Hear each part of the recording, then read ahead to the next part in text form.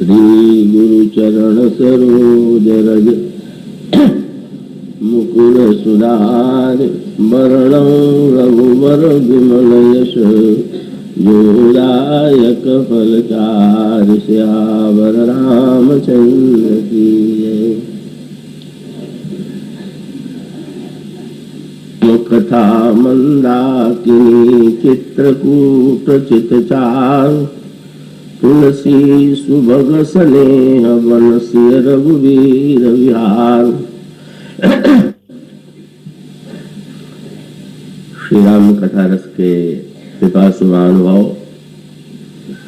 भक्तिमती देवियों, आइए एकाग्रता और तन्मयता से भगवत कथा की जिस महिमा की ओर संकेत किया गया है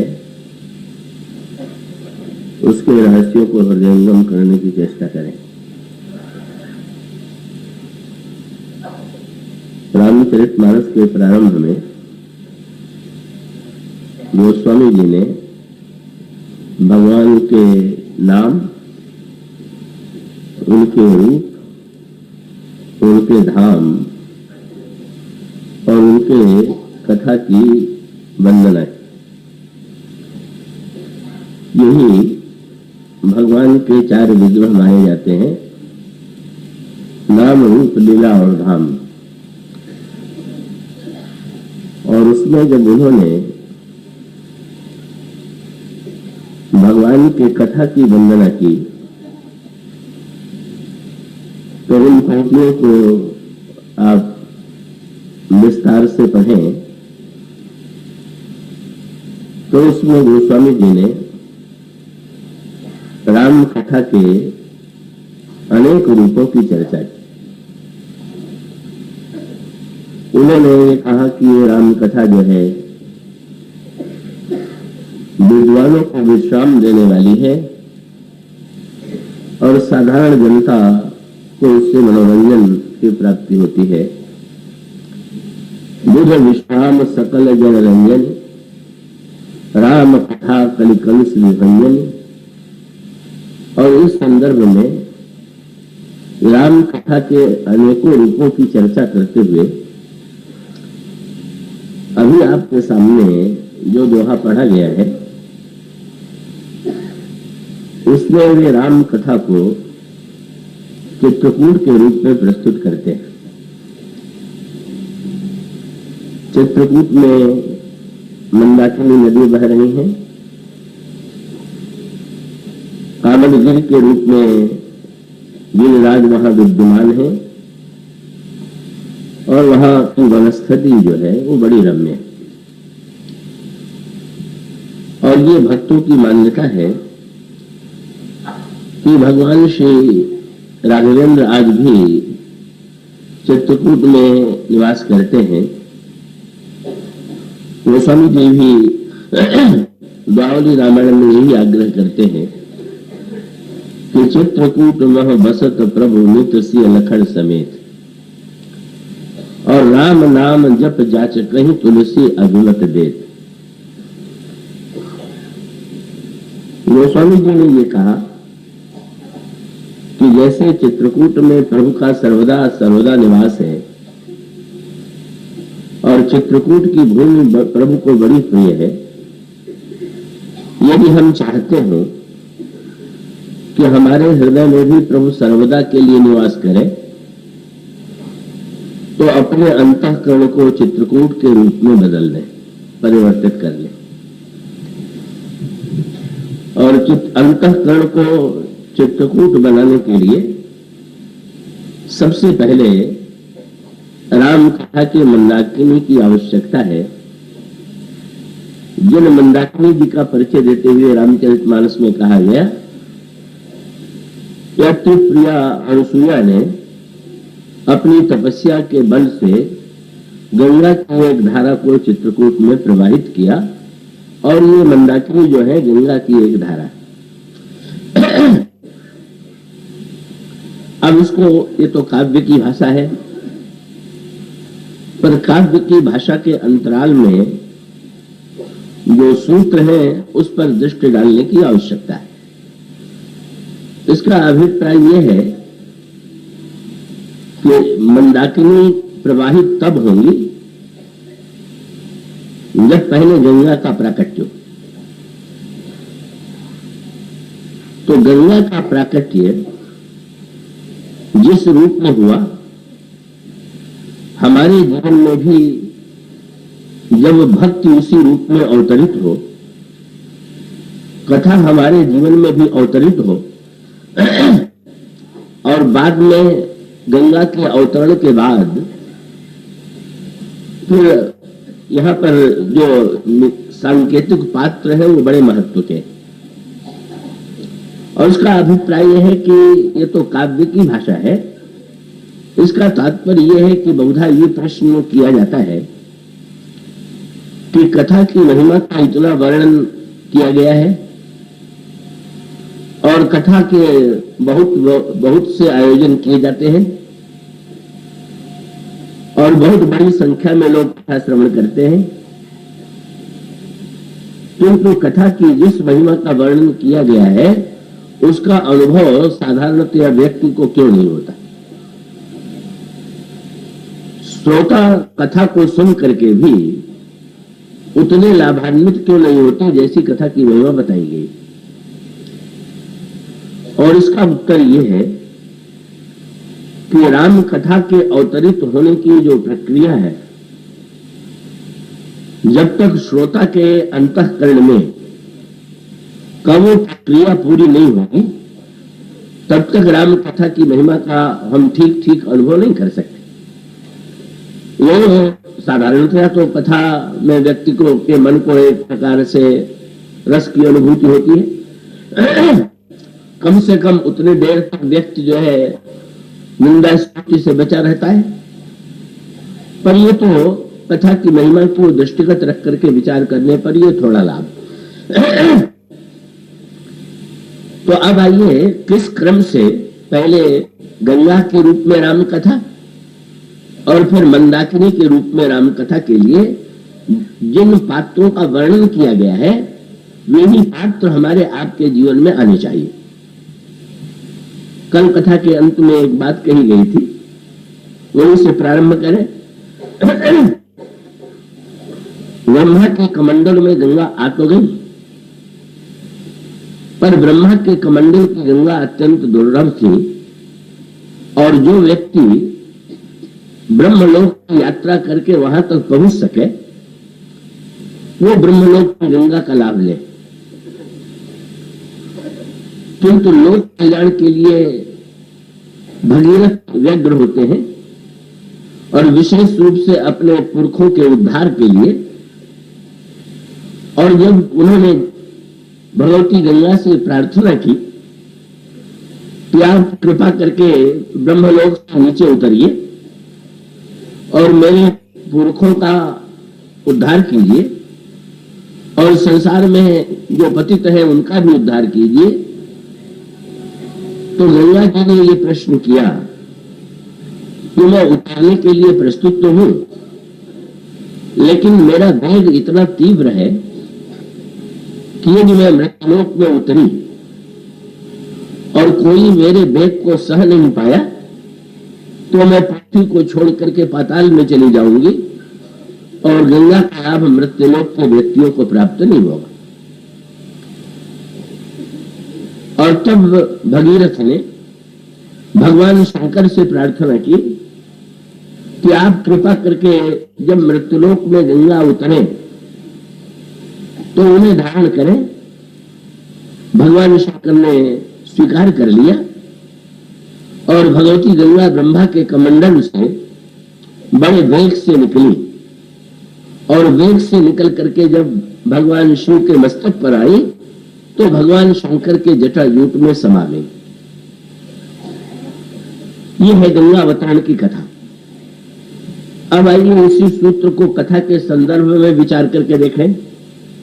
मुझे विश्वास है कि यदि कुछ अधिक आपको जटिलता लगे तो भी आप एकाग्रता से उसे हृदयंगम करेंगे। कथा का मूल रूप जो है ब्रह्मा के कमंडल की गंगा के समान अत्यंत दुर्लभ। और इसका अभिप्राय यह है कि कथा का एक पक्ष जो है वो है तात्विक।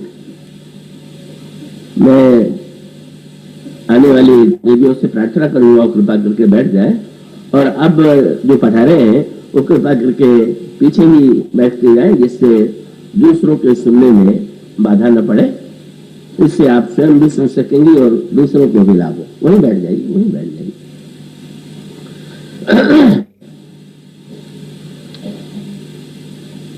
तो कथा का एक पक्ष है, पहला पक्ष है तात्विक, और कथा का दूसरा पक्ष है भावनात्मक, और कथा का तीसरा पक्ष है चरित्रात्मक।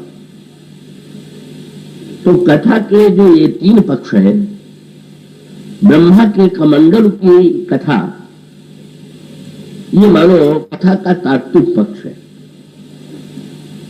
और कथा का जो तात्विक पक्ष है, अब वो सचमुच साधारण व्यक्तियों के लिए बोधगम्य नहीं, वो इतना जटिल है, उसमें व्यक्ति को अपने संस्कार और धारणाओं से इतना ऊपर उठना पड़ता है कि कथा के तात्विक पक्ष को समझने वाले व्यक्ति जो है बिरले। श्री रामचरितमानस में भी आप देखते हैं कि जो रामचरितमानस के विविध प्रसंग हैं, उसमें कुछ प्रसंग ऐसे हैं जो अत्यंत लोकप्रिय हैं, और कुछ प्रसंग ऐसे हैं कि जिसको साधारणतया व्यक्ति पाठ में पढ़ भले ही जाता हो पर उसकी ओर वो आकृष्ट नहीं होता। और उसका तात्पर्य यह है कि जब कोई जटिल प्रसंग आता है, तो जिस समय ब्रह्म के निर्गुण निराकार अव्यक्त रूप की ओर संकेत किया जाता है, या ज्ञान दीपक की जो क्षणता है इसकी ओर संकेत किया जाता है, या वेदों ने भगवान की जो स्तुति की इसकी ओर संकेत किया जाता है, तो साधारण व्यक्ति जो है बहुधा उसे हृदयंगम नहीं कर पाता। ऐसी स्थिति में अब जब कथा का एक पक्ष, मैं बहुत वर्ष पहले की बात मुझे याद है, बाराबंकी में गया, तो जिन सज्जन के उसमें आयोजन किया गया था उनसे मैंने पूछा किस प्रसंग पर आप सुनना चाहते हैं, और मुझसे उन्होंने वेदों ने जो भगवान राम की स्तुति की है राज्याभिषेक के बाद, वो छंद आपने भी पढ़ा होगा, अव्यक्त मूल मनाद तरु तच चार्य निगमा गम भले, सट स्कंद शाखा पंच 20 अनेक पर्ण सुमन घने, फल जुगल भूमि कटु मधुर बेली अकेली जिहि आश्रित रहे, पल्लवट फूलत नवल नित संसार विटप नमामहे। कितने ऐसे व्यक्ति होंगे कि जिसके अर्थ पर तो अर्थ साधारण अर्थ से भी परिचित होने वाले व्यक्ति बहुत थोड़ी संख्या में होंगे। वे अधिकांश व्यक्ति तो बस उस छंद को शीघ्रता से पढ़ करके आगे बढ़ जाते हैं। उनको लगता है कि बस यह ध्यान देने की आवश्यकता नहीं। भगवान श्री राम के विवाह का प्रसंग है। अब गोस्वामी जी उसके तात्विक पक्ष का वर्णन कर देते हैं, तो फिर साधारण व्यक्ति के लिए वो बोधगम्य नहीं होता है। गोस्वामी जी जब ये कहते हैं कि चारों राजकुमार जो है उनको देख करके ऐसा लगता है कि जब अपवर्ग सकल तनुधारी, जैसे 4 प्रकार के मोक्ष ही शरीर धारण करके जा रहे हो। तो भाई दशरथ पुत्र राम को दूल्हे के रूप में देख करके जिस मधुरता की अनुभूति होती है, मोक्ष के ये चारों रूप हैं, ये समझना साधारण व्यक्ति के लिए बड़ा कठिन। या जब विवाह के मंडप में वे चारों राजकुमार और चारों राजकुमारियों के विवाह को जब वे कहते हैं सुंदरी सुंदर वरन सह सब एक मंडप राजही, जन जीव उर चारु अवस्था विभुन सहित विराजे। जैसे जीव के अंतःकरण में चारों अवस्थाएं अपने विभुओं के साथ विराजमान। अब ये 4 अवस्थाएं, 4 अवस्थाओं के विभु का ये जो योग की व्याख्या है, इसीलिए गोस्वामी जी ने एक वाक्य लिखा। पूछा गया कि महाराज सदगुरु अगर न मिले तो क्या करें? तो गोस्वामी जी ने कहा कि एक सदगुरु तो आपके सामने है, और उन्होंने ये कहा कि जो राम कथा है ये सदगुरु। पूछा गया कि सदगुरु लोगों के तो अलग अलग मत होते हैं, कोई वेदांती है, कोई भक्त है, कोई किसी संप्रदाय का है। ये जो राम कथा में को आप बता रहे हैं कि ये चरित्र भगवान के सदगुरु है, वो किस पक्ष के सदगुरु है? तो आप पढ़ेंगे वो पंक्ति। गोस्वामी जी कहते हैं सदगुरु ज्ञान विराग जोग के। ये ज्ञान के भी सदगुरु है, वैराग्य के भी सदगुरु है, योग के भी सदगुरु है, और विविध वैद भव भीम रोग के। मनुष्य के अंतःकरण में विविध प्रकार के जो मानसिक रोग हैं उनको दूर करने वाले वैद्य हैं। और यदि कोई योग का सत्य जानना चाहे तो वो श्री रामचरितमानस में योग का तत्व पालेगा। अगर कोई ज्ञान का तत्व पाना चाहे तो ज्ञान का तत्व पालेगा। अगर वैराग्य का रहस्य जानना चाहे तो वैराग्य का रहस्य जान लेगा। इसका अभिप्राय यह है कि रामचरितमानस में यह सभी विद्यमान है। कभी कभी मुझे बड़ा विचित्र अनुभव होता है। कई लोग मुझसे मेरी अपने समझ से मेरी प्रशंसा ही करते हैं, कहते हैं कि आप तो जो बातें सुनाते हैं उसको सुन के लगता है कि तुलसीदास ने भी इतना नहीं सोचा होगा। वो सोचते हैं कि शायद मैं इससे प्रसन्न हो जाऊंगा कि मैं तुलसीदास से कितना आगे हूं कि वे नहीं सोच पाए, मैं इस शांति में नहीं पढ़। गोस्वामी जी स्वयं जानते थे कि उनके रामायण में क्या है। जब वो कहते हैं कि रामायण योग का गुरु है, और अगर रामायण में योग है, वेदांत है, ज्ञान है और इसके तात्विक पक्ष है, तो इसको सुनकर के आप आश्चर्यचकित केवल इसलिए होते हैं कि वो आपके अभ्यास के अनुकूल नहीं होता है, और आपको लगता है कि शायद ये चिंतन करके बाहर से आरोपित है। ये नहीं, ये कहने का अभिप्राय केवल यही था कि सचमुच रामायण के अगर तात्विक पक्ष पर दृष्टि डालने की चेष्टा करें, उसके आध्यात्मिक रहस्यों को जानने की चेष्टा करें, तो उसमें साधारणतया जन को रसानुभूति नहीं होगी। उसके लिए कथा का अभिप्राय तो यह है, गोस्वामी जी ने उसमें विभाजन कर दिया का विषयी व्यक्ति भी कथा में रस लेता है, साधक भी और सिद्ध भी। पर उन्होंने तीनों अलग अलग भूमि में बैठ करके कथा सुन रहे हैं। विषयी मन की भूमि में बैठ के सुनता है, साधक बुद्धि की भूमि में बैठ के सुनता है, और सिद्ध जो है वो चित्त की भूमि में। इसकी चर्चा हम अगले दिनों में विस्तार से करने की चेष्टा करेंगे। ये सुनने के तीन साधन। अंतःकरण में चतुष्टय है, मन बुद्धि चित्त अहंकार। कथा सुनने के लिए तीन को लगाइए और एक को हटाइए। अहंकार को दूर कीजिए, चारों से कथा मत सुनिए, क्योंकि अगर अहंकार भी आपने जोड़ दिया तो कथा में आपको आनंद की अनुभूति होगी नहीं। इसलिए अहंकार से तो बचिए और मन बुद्धि चित्त को लगाइए। का भगवान श्री राम ये कहते हैं लक्ष्मण जी से, थोड़े ही मह सब कहो बुझाई, सुनहु तात मन मति चित्त लाई। मन बुद्धि चित्त लगा करके सुनो, पर उसमें अंतर होता है। मनोबुद्धि में बैठा हुआ व्यक्ति अलग सुन रहा है, मन और बुद्धि को लगा करके सुनने वाला और दूसरे रूप में सुन रहा है, और मन और बुद्धि के साथ जो चित्त में स्थित हो गया है, चित्त के चित्रकूट में स्थित हो गया है, कब वो कथा को और दूसरे रूप में देख रहा है। पर उसका मुख्य तात्पर्य ये है कि विषयी व्यक्ति के लिए तो कथा अनेक मनोरंजनों में से एक मनोरंजन का साधन है, और गोस्वामी जी भी ये कह देते हैं कि सकल जनरंजन। अगर साधारण जनता को इसमें मनोरंजन प्राप्त होता है, उसके कानों को विषय न कह पूरी हरिगुण ग्रामा श्रवण सुखद और मन अभिरामा। अगर कोई मधुर कंठ से का पंक्तियों को गा दे, भगवान के चरित्र का मधुर पद्धति से वर्णन कर दे, तो विषयी व्यक्ति जो है वो कान और मन दोनों को लगा करके उसमें आनंद पा लेता है। उसके मन को उसके समय के लिए विश्राम मिल जाता है। और जो बुद्धि में स्थित है वो कथा सुनता ही नहीं, समझता भी। और जो चित्त में स्थित है वो समझता ही नहीं है, जीवन में उतारता भी, तदाकर्ता भी प्राप्त करता है। ये अंतर है। तो वस्तुतः कथा का जो मूल तात्विक पक्ष है, अगर उसका वर्णन किया जाए तो साधारण व्यक्ति के लिए बोधगम्य नहीं है।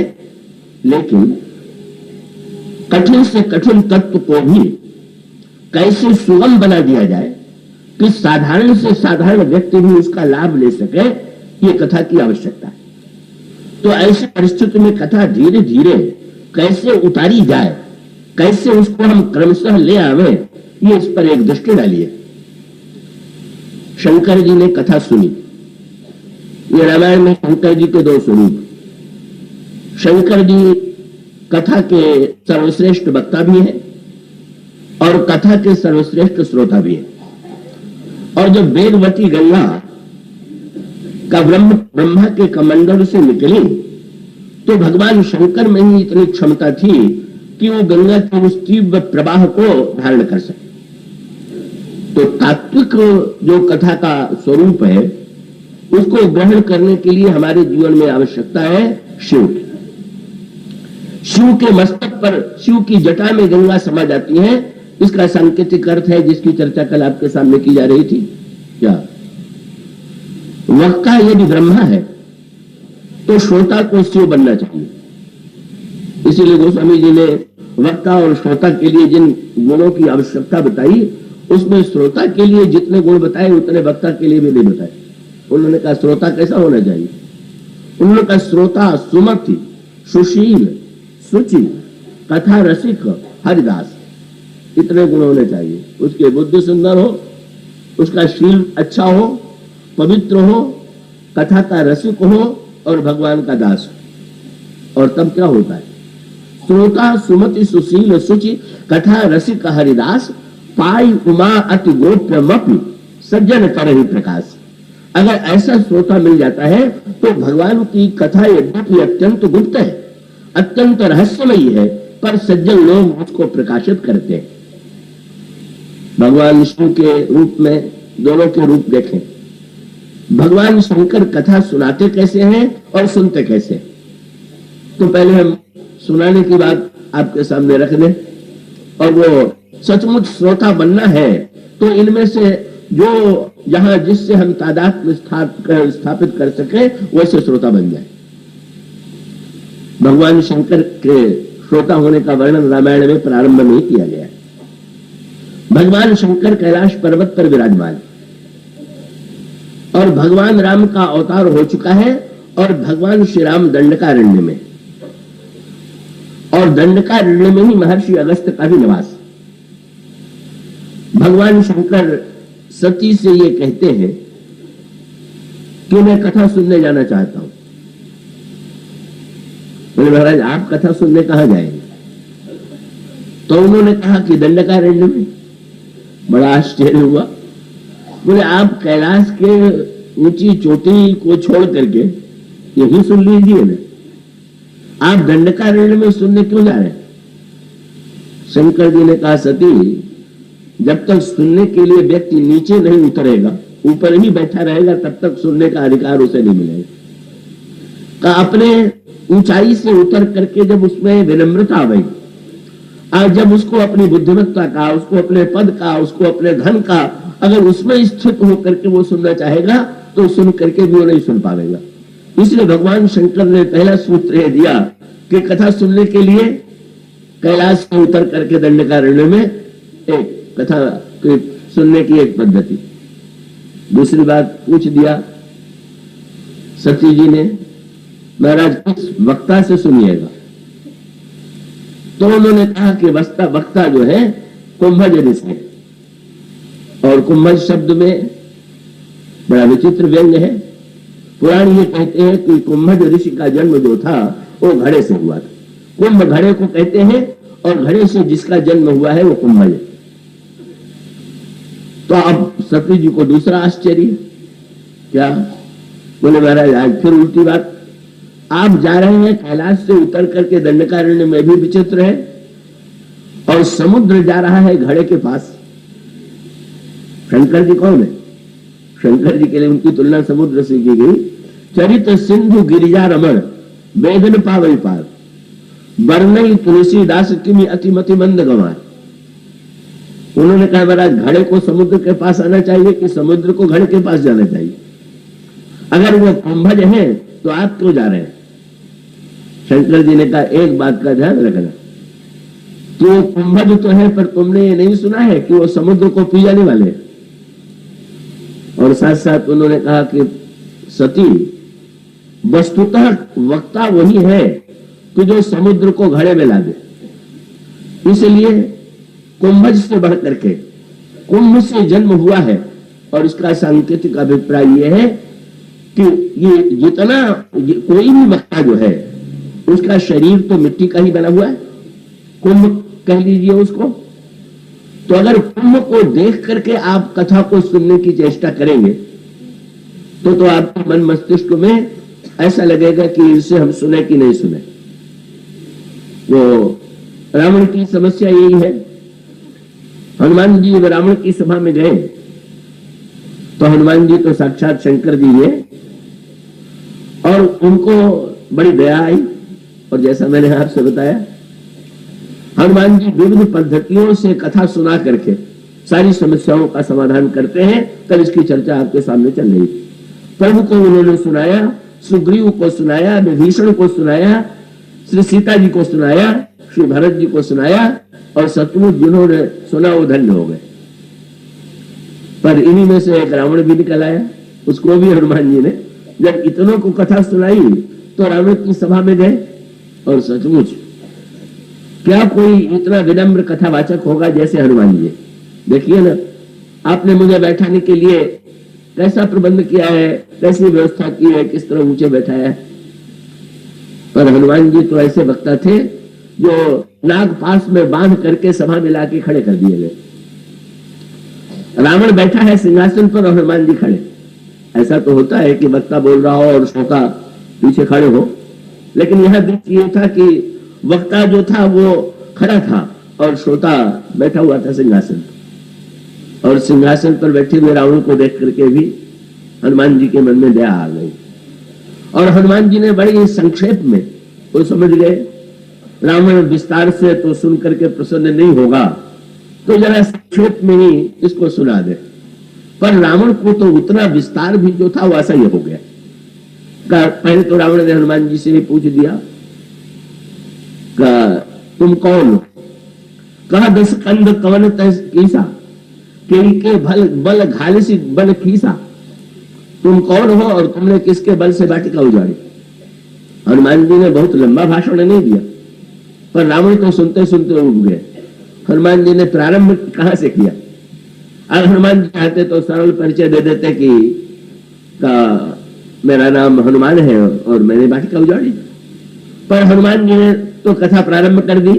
सुनो ब्रह्मांड, सुनो रावण, ब्रह्मांड निकाया, पाई जासु बल बिरचति माया, जाके बल बिरंच हरि ईसा, पालत सृजत हरत दसीसा, जा बल शेष धरे सहसानन, अंड कोश समेत गिरिकानन। रावण उड़ रहा है। मैंने क्या पूछा और कहा इसने प्रारंभ कर दिया सृष्टि के प्रारंभ से।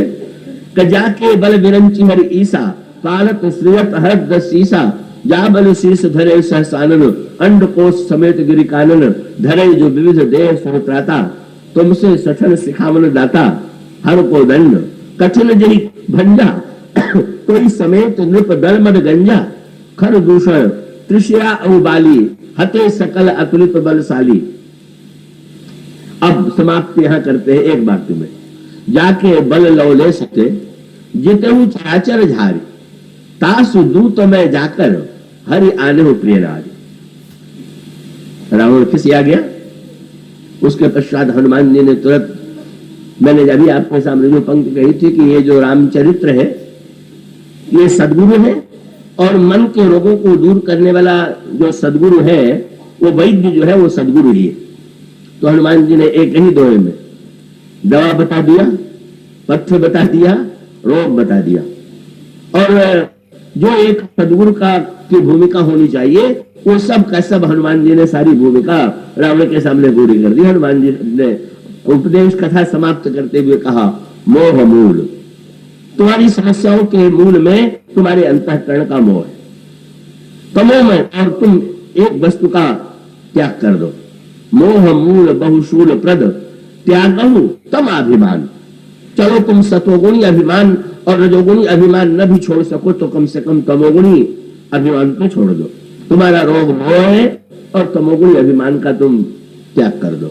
और दवा भी बता दिया क्या, मोह बहु शूल प्रद त्यागहु तम अभिमान भजहु राम रघुनायक कृपा सिंधु भगवान।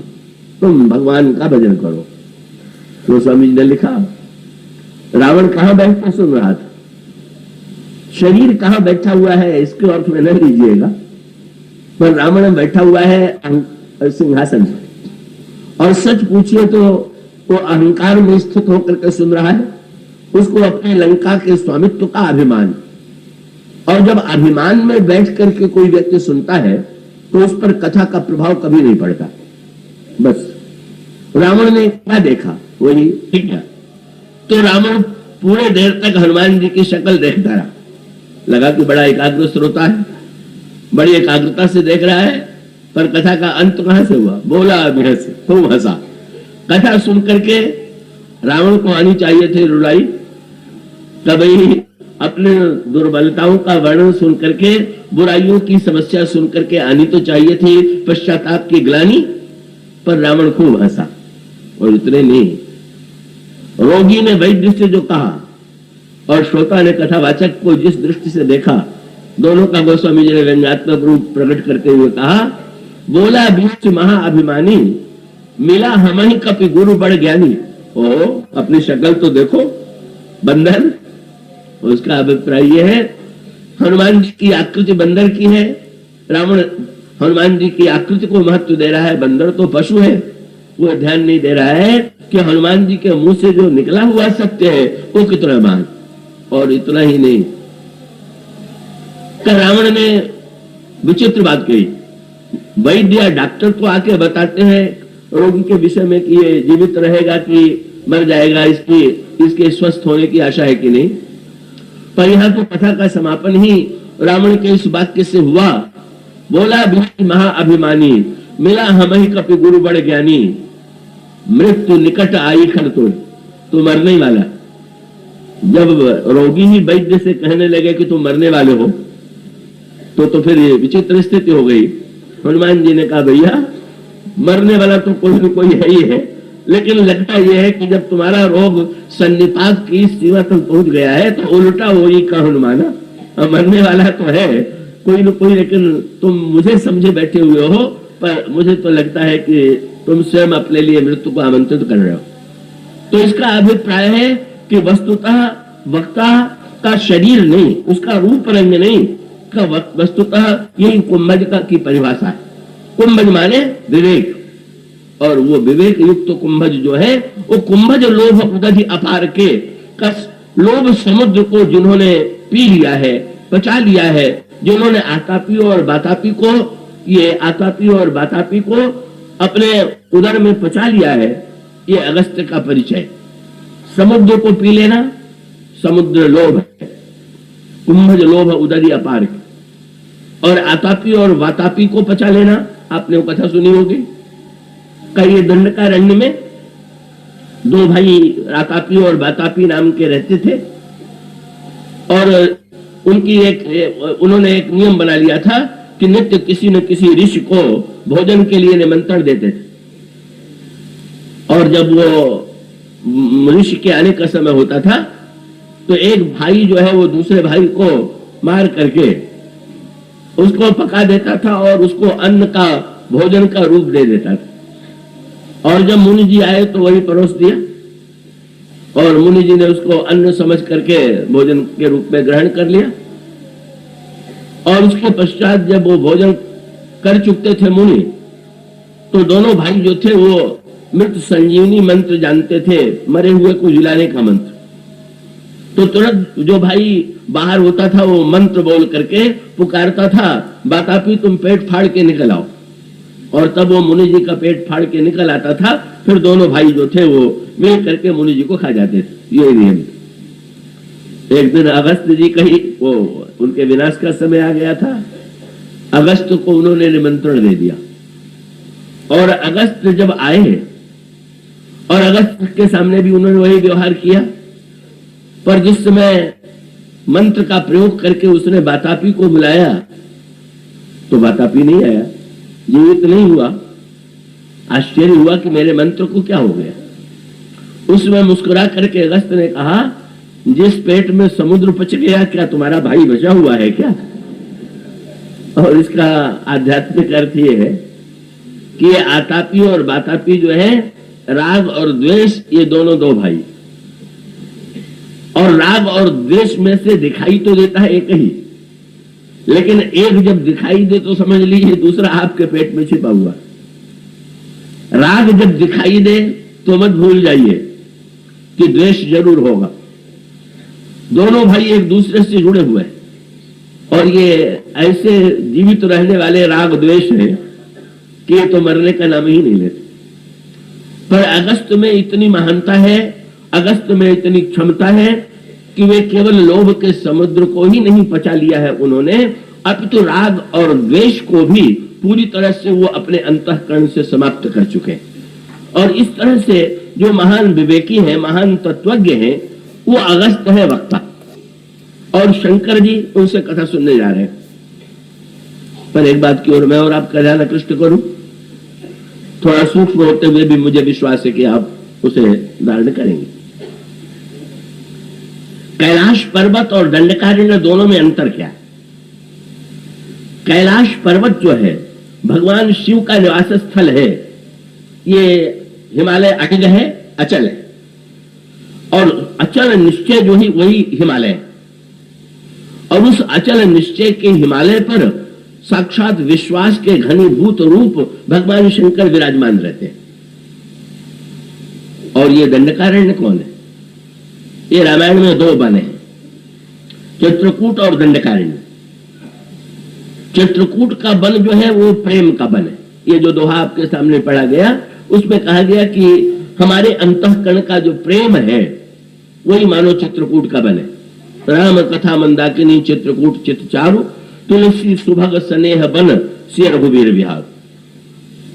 और दंडकारण्य में भी वन है, पर जो दंडकारण्य का वन है वो प्रेम का वन नहीं, वो संशय का वन है। संशय विपिन अनल सुरंजन, संशय भी वन की तरह है और प्रेम भी वन की तरह।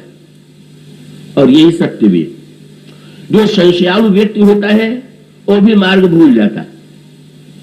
जैसे जंगल में जाने के बाद वहां सड़कें तो बनी हुई नहीं है, व्यक्ति के मार्ग भूल जाने की संभावना बनी रहती है। इसी प्रकार से जब हमारे अंतःकरण में संशय आता है तो हमारे अंतःकरण का संशय हमको निर्णय ही नहीं करने देता है कि जीवन के लिए सही मार्ग कौन सा है, सही दिशा की कौन सी है। ये भटकाव आता है। और जो ये प्रेम है, इसमें वो स्वामी जी ने अपने मीठी शैली में लिखा क्या, श्री भरत चित्रकूट में जब आए तो उस समय केवट श्री भरत को मार्ग दिखाते हुए चल रहे थे, क्योंकि श्री भरत जी ने केवट से ही कहा था कि आप चित्रकूट के मार्ग से परिचित हैं, आप मुझे मार्ग दिखाइए। तब जिस समय केवट चित्रकूट में प्रवेश करते हैं तो गोस्वामी जी ने एक सूत्र दिया क्या, बोले सखई स्नेह विवश मग भूला। का केवट प्रेम के कारण मार्ग दिखाना भूल गया। सखई स्नेह विवश मग भूला और कई सुपंथ सुर बरस ही फूला। जिस समय केवट मार्ग भूल गया, यहां पर इसका अभिप्राय यह है कि जैसे संशय में भटकाव है और मार्ग नहीं सूझता है, इसी प्रकार से प्रेम में भी मार्ग नहीं दिखाई देता।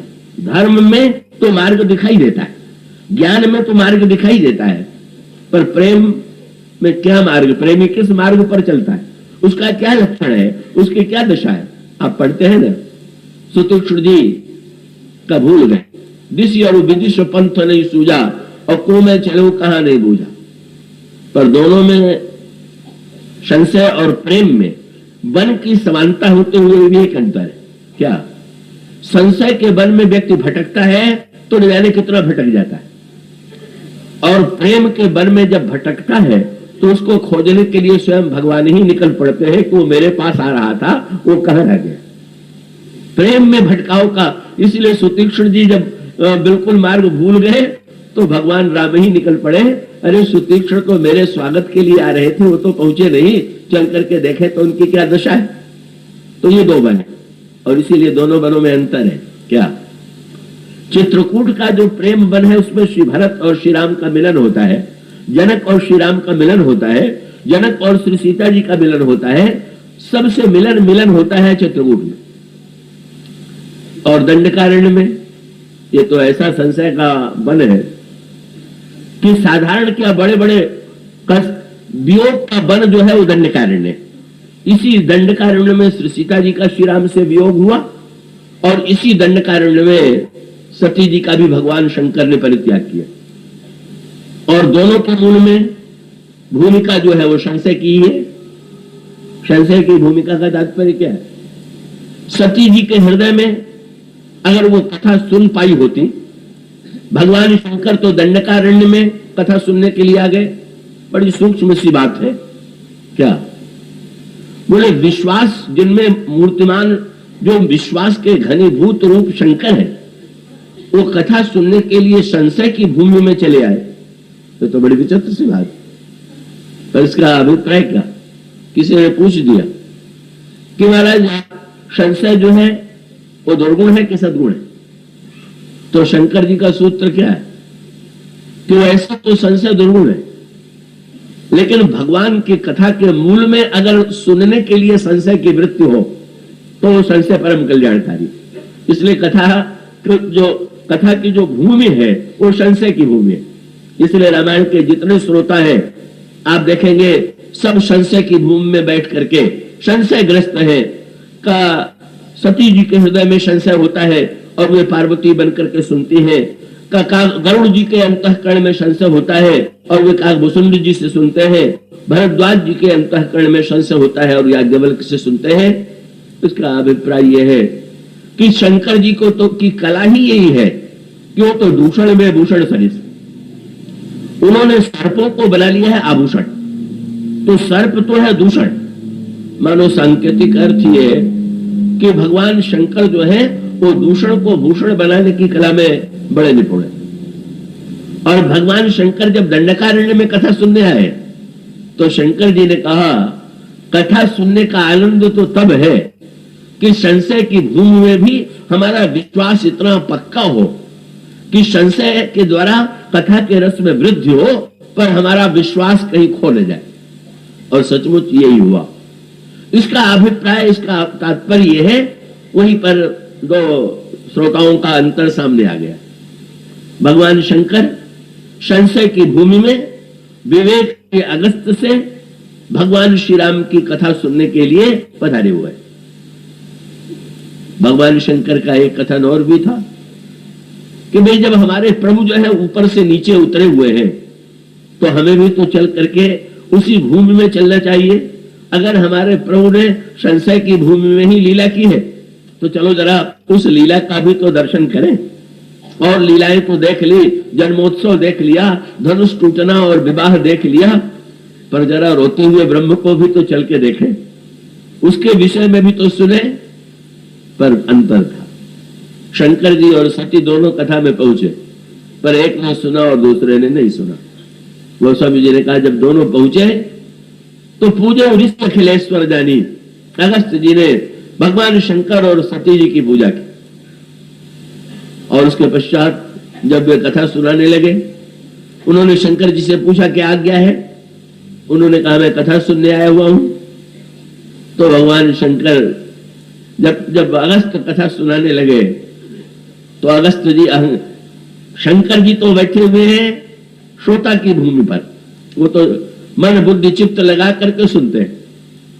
और सती जी बैठ गई अहंकार पर, मैं दक्ष की बेटी, मैं परम पतिव्रता, मुझे कथा सुनने की क्या आवश्यकता है और फिर ये मुझे क्या सुनावेंगे।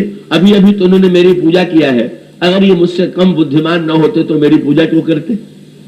परिणाम क्या हुआ, जब अहंकार की भूमि के द्वारा कथा सुनी गई तो बस संशयग्रस्त हो गई। आगे चल करके भगवान की लीला को देख करके संशय होता है और संशय होने के पश्चात तो फिर एक लंबी प्रक्रिया जीवन में आती है। सूत्र मानो ये है कि जब कथा की गंगा या भक्त की गंगा को नीचे उतारना हो तो हमारे अंतःकरण में हम शिव को बुलावें विश्वास को बुलावे, और विश्वास लेकर के जब चलेंगे तो भ्रम क्यों नहीं होगा। सुन करके कथा चले, और भगवान शंकर भगवान शंकर के नेत्रों ने शंकर जी से कहा, महाराज कानों को तो आपने कथा सुना के सुख दे दिया, पर हमें तो तब सुख मिलेगा जब दर्शन भी करा दीजिए।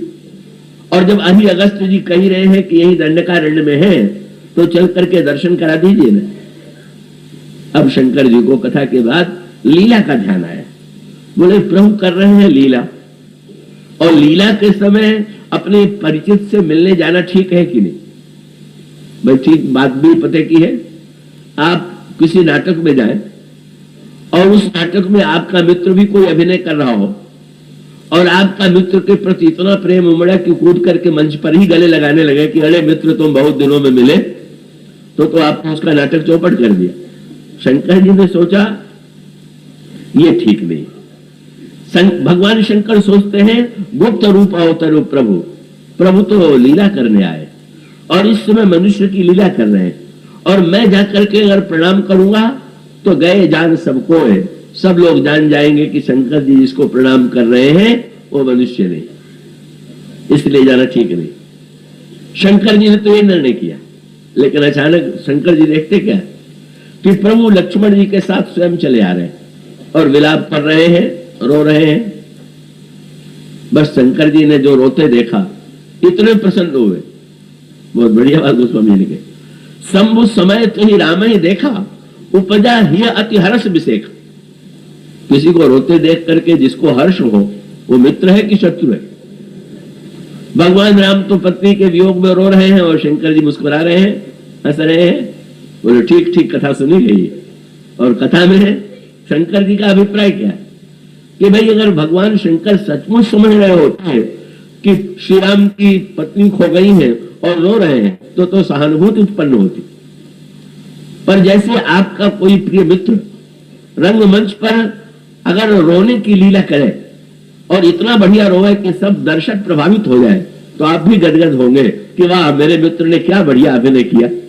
इसी प्रकार से शंकर जी गदगद हो गए, वाह प्रभु सचमुच मैंने कथा में जो लीला के विषय में सुना था, आज तो आपकी लीला का चमत्कार आपने सचमुच सबको रुला दिया, और आपने कितनी बड़ी कृपा कर दिया कि आप जो है, मैं तो डर के मारे दर्शन करने नहीं आ रहा था, पर आप स्वयं चले आए। और प्रभु ने आगे चल करके शंकर जी से बहुत मीठा विनोद किया। शंकर जी से प्रभु ने कहा कि आपने तो सती जी को संशय, सती की स्थिति क्या है, वही श्री राम है, वही आंसू है, वही दृश्य है, पर सती जो है वो संशयग्रस्त है। और उसका अभिप्राय क्या कि वो बुद्धि की प्रतीक है, दक्ष की बेटी है, और बुद्धि जब अहंकार की भूमि पर बैठ जाएगी तब वो संशयग्रस्त हुए बिना नहीं रहेगी। भगवान शंकर ने फिर भी याद दिलाया, अरे सती तुम्हें क्या हो गया है, सुनो सती तो नारी सुहाऊ, संशय अस न धरियो उरकाऊ। और याद भी दिलाने लगे, जासु कथा कुंभनीर सिगाई। अभी तो अगस्त जी कथा सुना रहे थे, अब उन्होंने सुना हो तब तो याद आवे। कोई आपका साथी श्रोता आया हुआ हो और आपको मार्ग में आप याद दिलाने लगे कि कथा में आज ये बात हुई, और वो पूरे दौर सोता रहा हो, तो बेचारा क्या कहे कि हाँ आपने जो कहा है वो मैंने किस रूप में सुना है।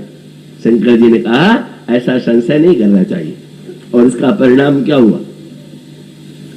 बस यहीं से भगवान शंकर और सती के संदर्भ की भूमिका श्रोता हुआ है जो शिव के समान विश्वासी है, और जो चरित्र होती है उसमें जो लीला का तत्व है उस पर उसकी दृष्टि है।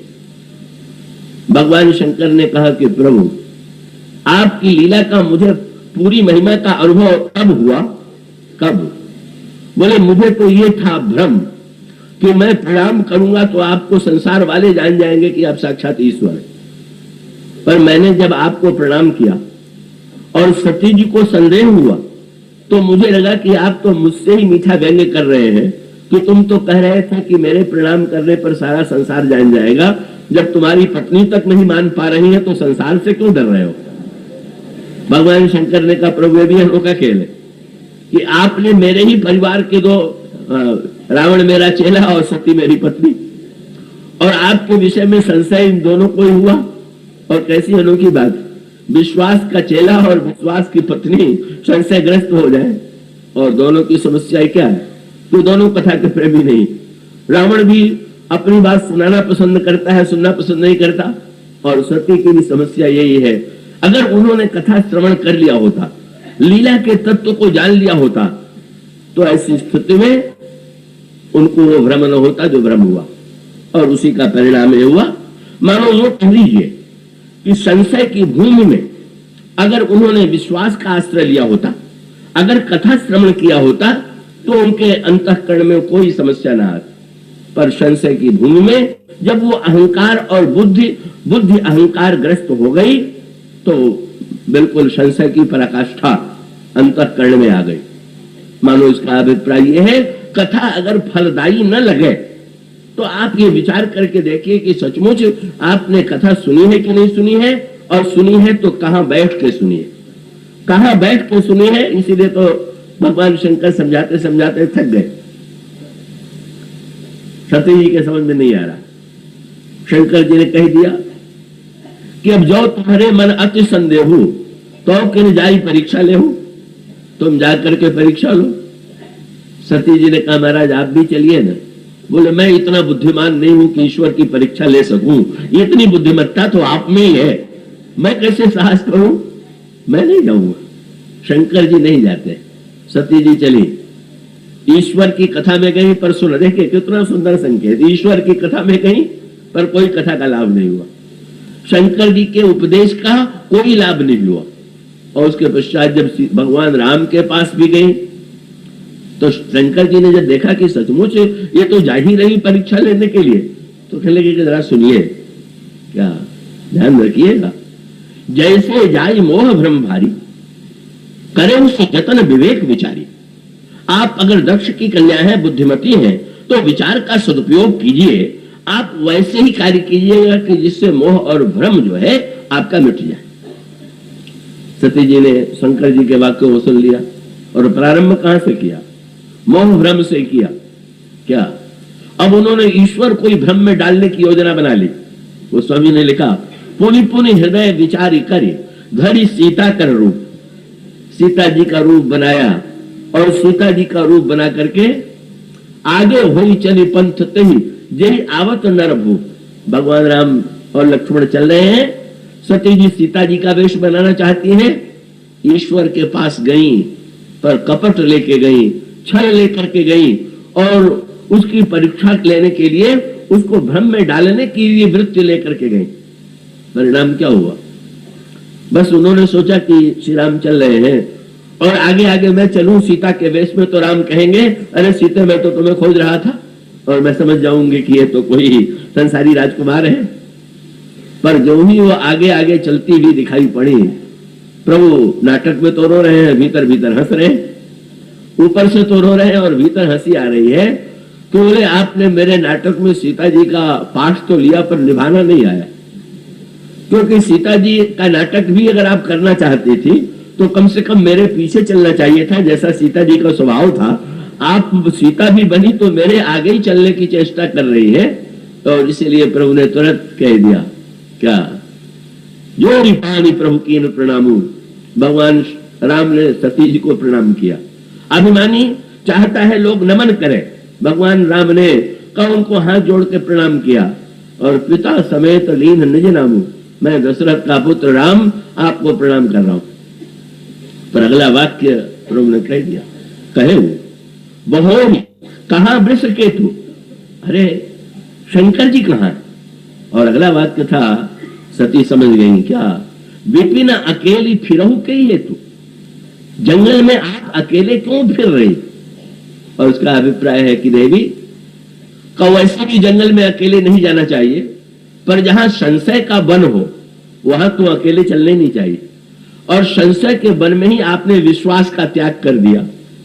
और साथ साथ अगर सती जी ने पूछा बाद में पार्वती के रूप में कि आपने मुझे प्रणाम क्यों किया, तो प्रभु ने कहा कि अगर आप में जिज्ञासा लेकर के आई होती तो आप प्रणाम करती, पर जब आप परीक्षा लेने के लिए आई तो मुझे लगा कि अब तो शिष्य कोई गुरु को प्रणाम करना चाहिए, आप परीक्षक हैं।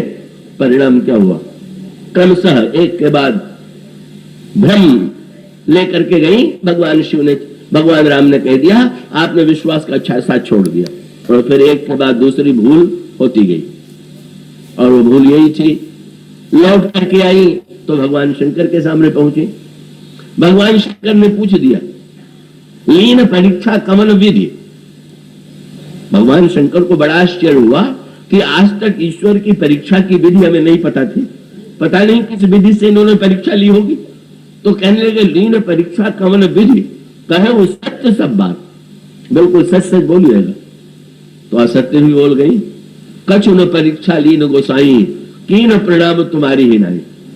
महाराज मैंने कोई परीक्षा नहीं लिया, जैसे आप प्रणाम करते थे आपने दूर से कर दिया था, मैंने जरा पास जाके प्रणाम किया, बस। इसका अभिप्राय क्या? प्रारंभ कहां से हुआ?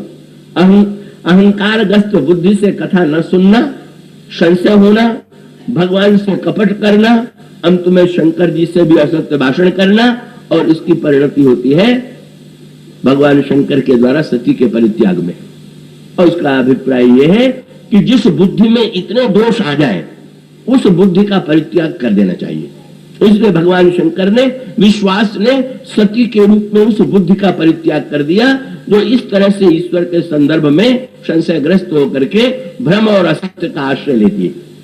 पर इसकी अंतिम परिणति फिर ये होती है, यही सती अगले जन्म में पार्वती बनती है। जब सती शरीर छोड़ने लगी यज्ञ स्थल में तो उन्होंने भगवान से वरदान मांगा, मेरे अगले जन्म में भी पतिदेव हमारे शंकर जी ही रहे।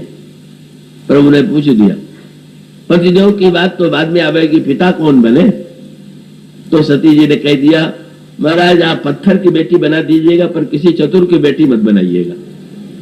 हिमालय की बेटी का पत्थर की बेटी, चतुर की बेटी बन करके तो मैं इतने दोषों से ग्रस्त हो गई। अब आप जो है कृपा करके हिमालय जो नहीं डिगता, जो नहीं हिलता, अचल निश्चय, वहां पर वो जब जन्म लेती हैं और वो बुद्धि श्रद्धा के रूप में, बुद्धि की आवश्यकता कथा में है कि नहीं है, पर है कि बुद्धि अहंकार से ग्रस्त न होकर के श्रद्धा से ओतप्रोत हो जाए। जब बुद्धि श्रद्धा से ओतप्रोत हो जाएगी तब भगवान शंकर बैठे हुए हैं। अब वहां पर वक्ता के रूप में नई गंगा का जन्म हुआ। का एक गंगा भगवान शंकर के मस्तक पर है जो भक्ति की गंगा, और दूसरी गंगा भगवान शंकर के हृदय में है जो राम कथा की गंगा। और पार्वती जी उनके सामने आकर के प्रणाम करती। भगवान शंकर ने बड़े प्रेम से बैठाया और तब पार्वती जी ने भगवान शंकर से कहा महाराज कथा जो सकल लोक हितकारी, सोई पूछन चह शैल कुमारी। महाराज जो सारे संसार का हित करने वाली कथा है वही शैल कुमारी पूछना चाहती। जानबूझ करके शैल कुमारी शब्द का प्रयोग किया। इसका अभिप्राय था कि महाराज दक्ष कुमारी के रूप में तो आपने नहीं सुनाया, पर अब शैल कुमारी को तो सुनाइएगा ना। अब वो चतुराई का अभिमान मुझ में नहीं रह गया। अब तो मैं हिमांचल की बेटी हूं जिसका निश्चय दृढ़ है।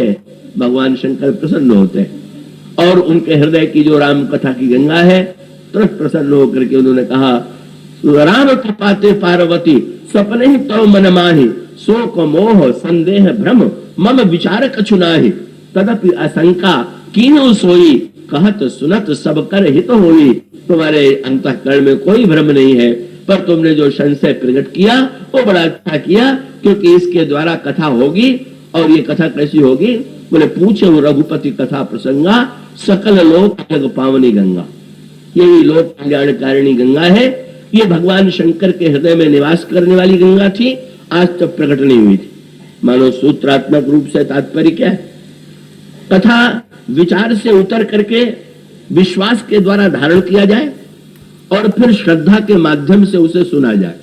क्रम ये, जब हमारी बुद्धि श्रद्धा युक्त बने और श्रद्धा युक्त अंतःकरण लेकर के हम विश्वास के सामने बैठ करके भगवान की कथा सुने, विश्वास बोले और श्रद्धा सुने। पहले विचार बोला और विश्वास ने सुना, और अब विश्वास बोल रहा है और श्रद्धा सुन रही है। तब कहीं राम कथा की गंगा ऊपर से नीचे की ओर लोक कल्याण के लिए मधुर रूप में नीचे के लिए अवतरित होती है।